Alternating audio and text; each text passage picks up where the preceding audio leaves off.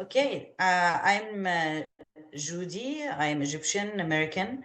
I get to know the orphanage through when I was in high school. I got invited to be serving in a church closer to the orphanage, and I guess this church came out of all the families. They built life out after they grow up and they got married from each other or from people outside the home, and they start life. It's called the orphanage, the whole community. And the church came, it was big when we started. We had big youth group. I started serving there, and I met my husband through the youth group. We got married and we got 5 kids. um, Through these years of my high school, I always learned about orphanage. The mission, it was always in my heart, and I wrote all the books on mission. And every time I used to walk around serving and visiting other families, I walk around the orphanage. I always say, Lillian, did you know how much all of that gonna happen? From 20 years old, young girl, she chose to get away from the comfort life in America and come to the third country to start life, starting from nowhere. And the building is so huge and big and it's unbelievable. You can tell that when you go back to the story, you cannot uh, connect the dots. Is it the story, how the start and how it's here, and all of these people coming out of her vision and her dream and her prayers?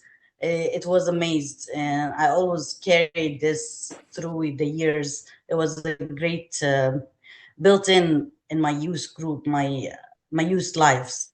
That's how I start knowing the home. So would you say that a lot of people in Egypt would know about the home? I will say 90% of the whole country knows about this orphanage because it's the first orphanage in the whole Middle East, not only Egypt. Because we were already a third country, like a poor country. We don't have enough money from the government to start orphanages. Usually, people will carry their kids, their family kids, through the years. And when she came, she found out that there is a need. If you wrote the story, Yes. you know what happened. But it was funny to read it, get through it, because I know the culture, and she was looking for an orphanage to carry. So just back up to the part where you say that it when you read the book, how was it knowing the culture and the story and reading the book? Yeah, I know the story, and it connect to me through the culture, because we know that we most of people will take care of their families through like a third generation, fourth generation, but they will not. They don't have someone to will bring their kids, like they will give away their kids. Right. So that's not a tradition to have an orphanage. So if there was No, it's usually like the uncle, the aunt, and they will carry each other. But when Lillian needed someone to, because this lady was going to throw this baby because of she's a girl and her mom died, and I guess they were like it's a shame baby because she was not married, the girl. And now in this point they throw this baby, they have to get rid of him, because how he will be under what name? The father will not, he doesn't want the baby, and they will throw him in the Nile. In this point, Lillian needed someone to take care of the baby. She took care of the baby for a couple of days, and the American missionaries needed rest. and she was surprised that no orphanage in this country. And it was funny that it's like all the Egyptian will be in the orphanage. How poor we used to be in that time, because in that time there was like the king, and the king owns most of the country, or the people from England or Jewish people used to live there, and those the people are rich. But other than that, they're farmers and poor. That they wanted the Egyptian to be poor under their control. But after all what she did, it got recognized. Like the Sultan is like after the king, they came from Turkey, and they were in controlling Egypt. He came to her to think what she did. It was unbelievable to read and go through that was written even in like the government paper, because that's like the visits and so, and that's a big thing. Like no other president did that to her through her life. Sultan and Gamal Abdel Nasser appreciated her because she was serving actually the Muslims and the Christians. And that was, if you go back to all of the history, it's a big thing, because government is only under Islamic, and there were no Islamic orphanage in that time. After it got recognized and people start knowing about her, they start their own orphanage, the government owned orphanage, and the government pay for that orphanage, by the way. But no one will put money. Government will not put money for Lillian Treasure Orphanage. It was quite extraordinary. A lot. Do you think in her day she understood how extraordinary, she was and what her mission was? I don't think she knew how much she did through her life. That's why I wanted to make a film out of her story, because I love films. I feel films speaks louder sometimes these days. It's touchable. Not a lot of people wants to read, and through the years we will lose the history. It goes out of that. And when I came to America, actually, I was always speaking about her. And sadly, for 16 years in the state, I never met one person knew about her life. It's unbelievable. I even wrote like in pages in Facebook or so for filmmakers to find someone to work with me, and it's like, what this story is. It's unbelievable. She sacrificed her life, and to people, to nations she never knew about, and her nation didn't know what she did. And of course, we didn't give her the recognize she should get till now, I feel, because she's Christian, she's a woman, and she was in Said. Said is Upper Egypt, it's called in Egypt, and not a lot of spotlight in a lot of things happening over there. We don't know about, like, a lot of people from the big cities don't know this orphanage till now. That was surprising. So you too, said because you are putting together a movie on her. yes, it's I have this in my heart for years. I was not in film. I was acting, but I never was a writer. I asked some people to write about it, and a lot of people don't have this passion or have like a half and half culture as I am. And when can we stop a second? Sorry, my Sure. baby needs me. One second. Okay. Sorry. That's back. all right. No problems. I'm glad it's not Not live. not- We're like, hurry up, Penelope. Yalla, yalla, yalla.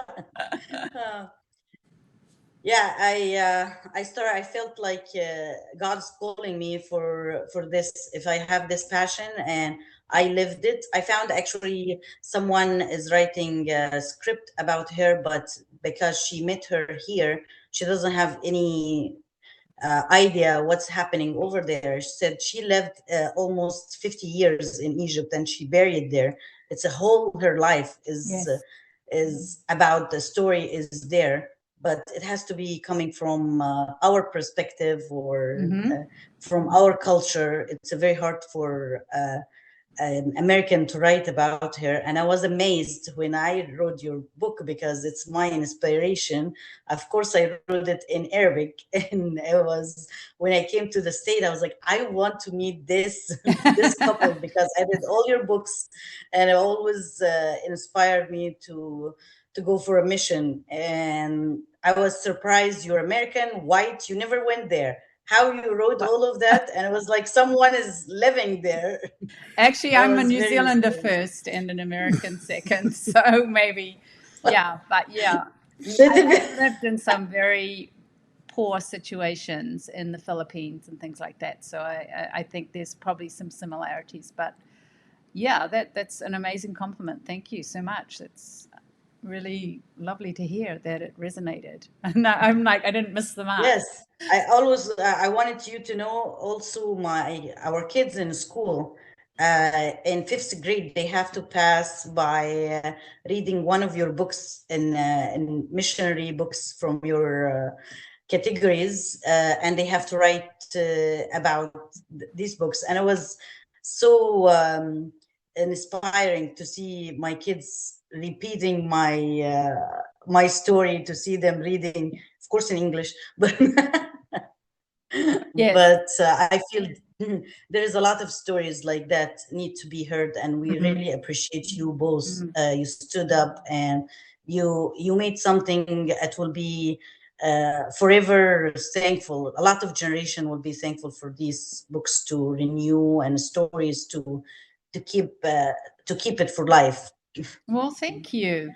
So we're going to put a link below if people are interested in you, where you're at in your movie, and they can follow along with that. Love to.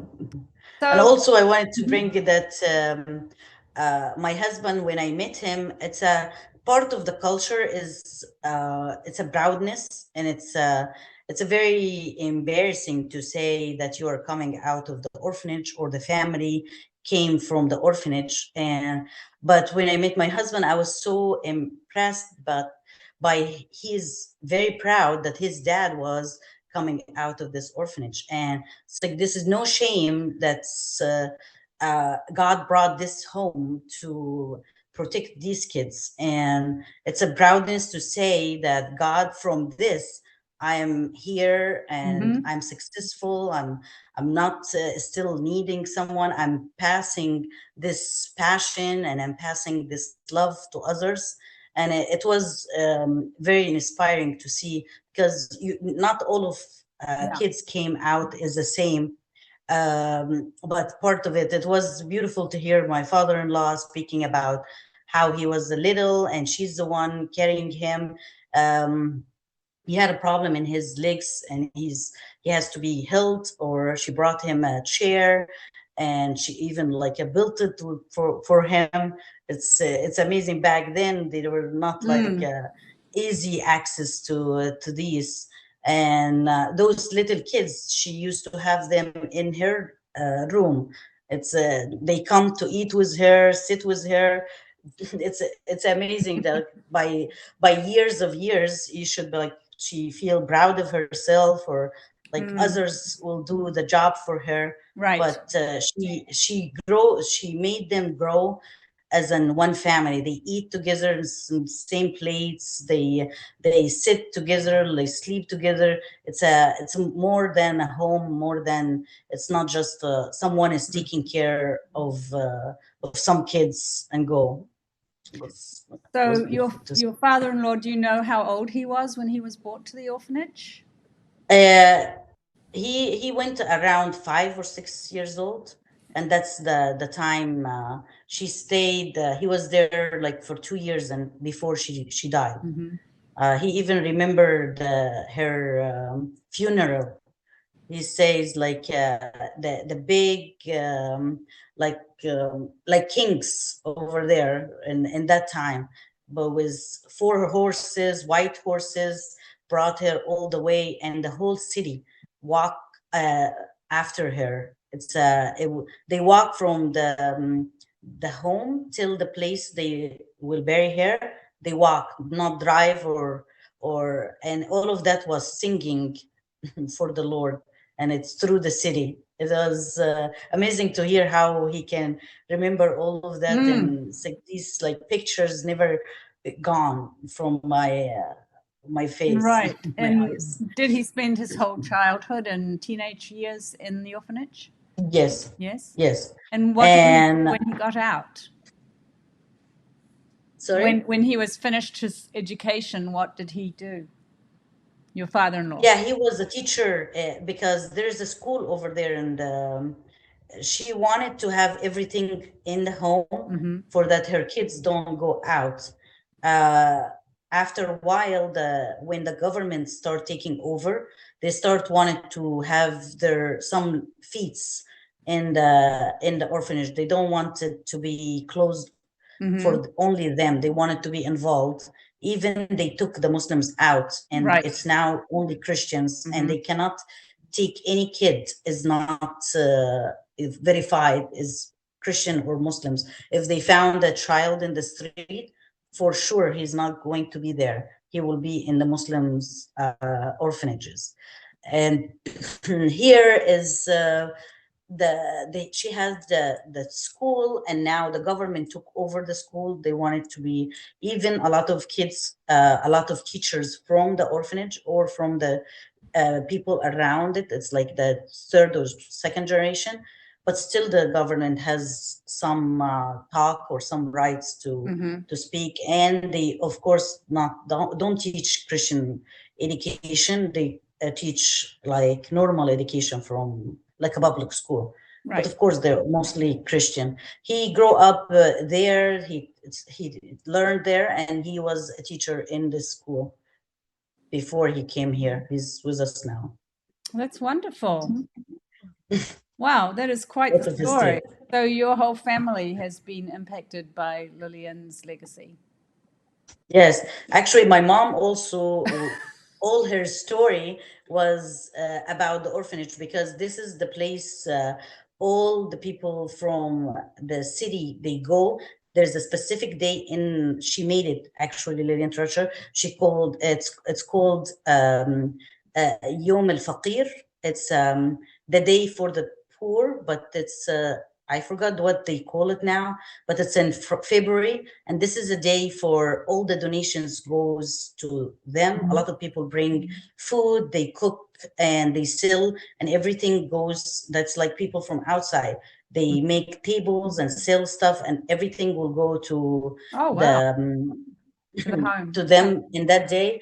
And that's like whole city. It's unbelievable. We cannot walk over there. It's a full. And these days a lot of people visit the kids and see them. Yeah, of course, through the days, but through the years, but this is specific day. And my mom always speaks that day. It will never been forgetting how amazing it was to go there. And there was like a lot of activities, and there's like the regular kids from outside and the kids from the orphanage. They compete together and show who's the winners and stuff.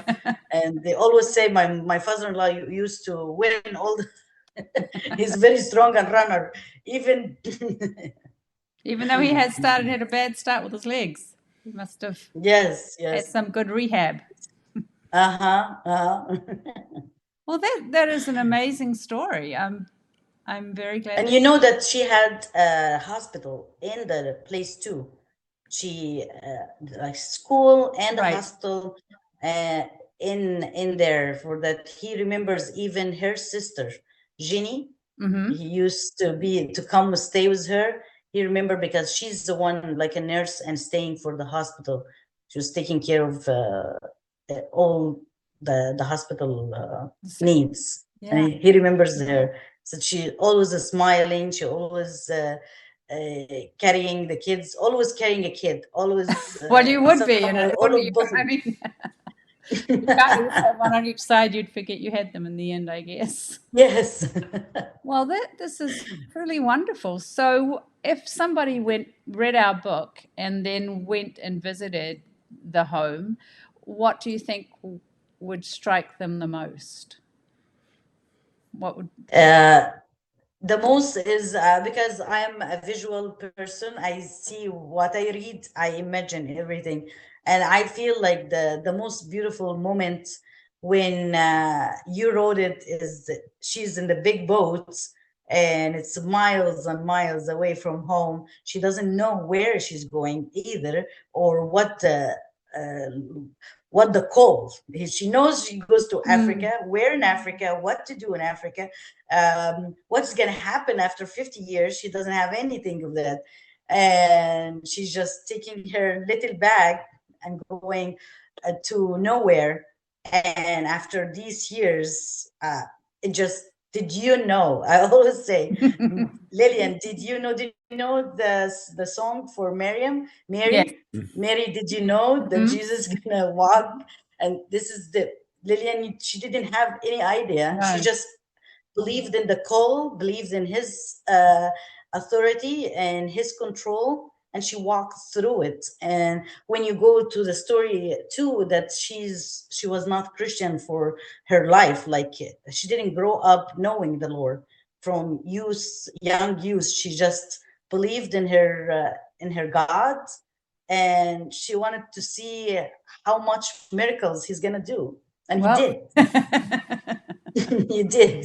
he did. And well, just thank you so much for taking the time to talk to us and share your perspective. It's been really Thank you. lovely. I think people are going to enjoy hearing it. And like I said, we'll have we can follow your film journey and see what happens there. Amen. Hopefully, God will make miracles, or I believe God will make miracles like He did with her. Absolutely. Thank you so much for inviting me, and I'm so excited to follow your journey with the club, Yes, the reading club it for the is summer. fun. Yes. Well, Thank you so much for both of you. You're doing amazing, and we really appreciate you guys. thank you. Thank you so much. Have a good night. Good night.